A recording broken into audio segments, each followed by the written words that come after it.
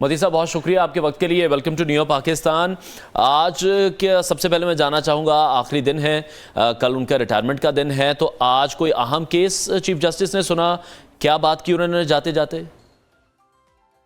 देखिए, आज chief justice Umar Ata Bandial का बतौर जज मुकदमात की समाअत करने के लिए आखिरी दिन था और आज उन्होंने अपनी जिंदगी का और अपने कैरियर का आखिरी मुकदमा भी सुन लिया और आखिरी फैसला सुना के आज जो कमरा अदालत नंबर 1 से उठ गए हैं। आज उनके साथ आखिरी दिन बतौर जज जो 2 जजेस थे, उनमें जस्टिस मोहम्मद अली मजहर थे, जस्टिस आयशा मलिक थी और वो चीफ जस्टिस अपने करियर के आखिरी दिन में 3 रुकनी बेंच की समाअत कर रहे थे।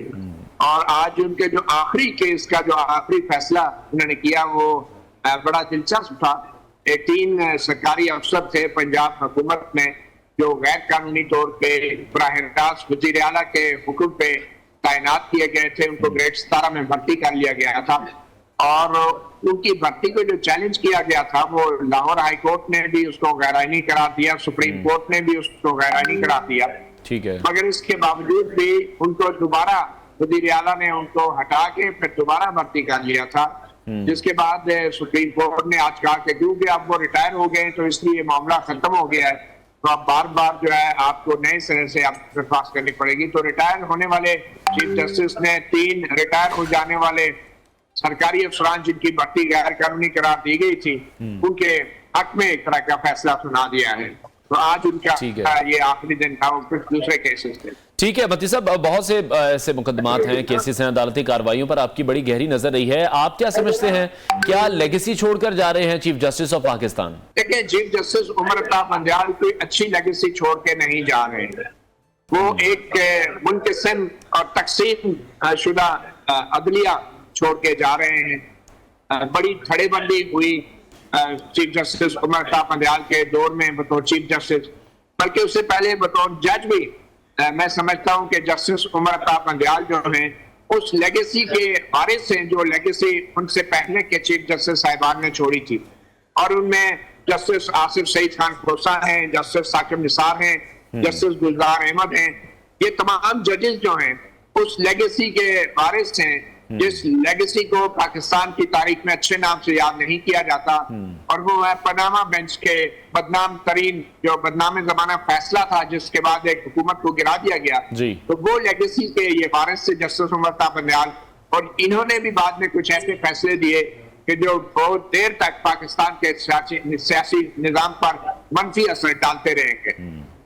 ठीक है। अच्छा मोदी साहब, जिस वक्त chief justice of Pakistan Umar Ata Bandial ने हल्फ लिया था तो उनके सुप्रीम कोर्ट में 53,000 केस ज़ेर इल्तवा थे, और जब वो रुखसत हुए हैं तो केसेस की तादाद 54,000 हो चुकी है। और ये एक बड़ी तनकीद हुई उन पर कि सिविल केसेस पर उनकी कोई तवज्जो नहीं थी।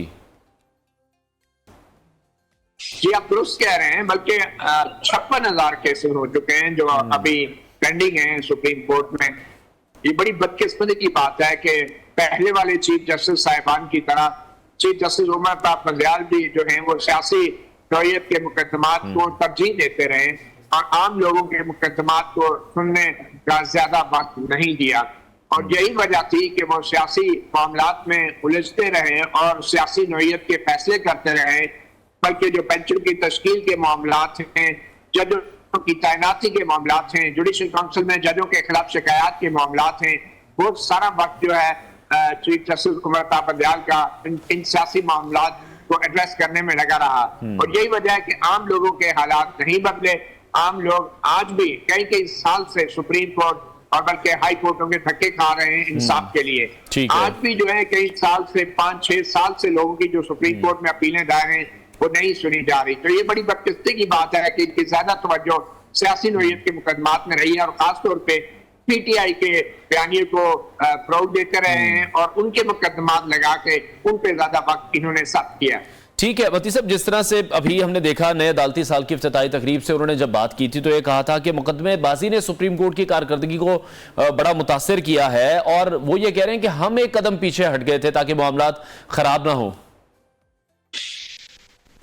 देखिए, वो जो बात कर रहे हैं उसके वो खुद ही जिम्मेदार हैं। ये कैसे हो सकता है कि सियासी मुकदमाबाजी जो है सुप्रीम कोर्ट को मुतासर करें जब तक जज खुद तैयार ना हो ऐसी सियासी मुकदमाबाजी को सुनने के लिए।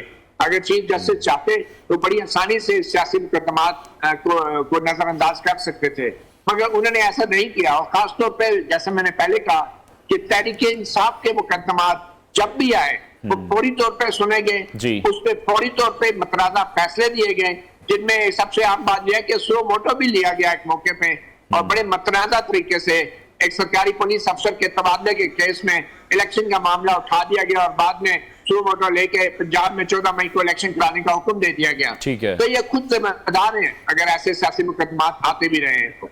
ठीक है। अच्छा, जिस तरह से नवाज शरीफ की वतन वापसी की बड़ी बात होती है, उन्होंने भी जो अपनी वापसी की तारीख का ऐलान है वो specifically chief justice of Pakistan Umar Ata Bandial की रिटायरमेंट के बाद किया है। तो नून लीग का ये तासुर क्या दुरुस्त था कि चीफ जस्टिस उमर अता बंदयाल से उनको इंसाफ नहीं मिलेगा, जस्टिस काजी फाइज ईसा आएंगे तो उन्हीं वही इंसाफ देंगे, उनकी मर्जी का उनको भी मुतनाजा कर रहे हैं?